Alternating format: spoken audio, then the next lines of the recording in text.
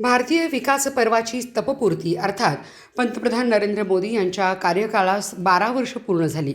या काळात त्यांच्या नेतृत्वात युती सरकारने घेतलेल्या 12 लोकप्रिय योजनांवर आधारित मराठी दिनदर्शिका भाजपचे नेते पृथ्वीराज पाटील यांच्या संकल्पनेतून साकारली गेली.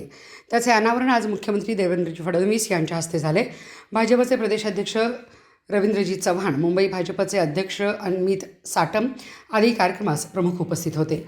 देशात 2014 साली ऐतिहासिक सत्तांतर झाले आणि नरेंद्र मोदी पंतप्रधान झाले.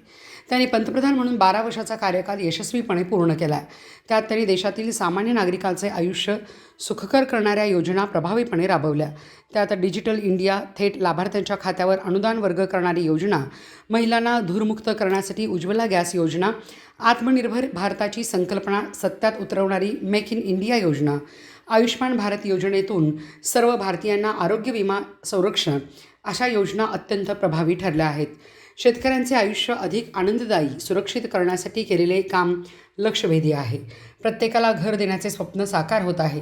अशा 12 योजनांवर आधारित दिनदर्शिका मराठी भाषेतील काढण्याची संकल्पना पृथ्वीराज पाटील यांनी आकाराला आणली.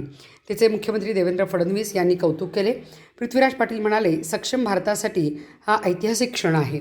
गेल्या 12 वर्षात देशात विकासात्मक झालेले बदल आणि आंतरराष्ट्रीय पातळीवर देशाची उजळलेली प्रतिमा यावर आधारित ही दिनदर्शिका आहे.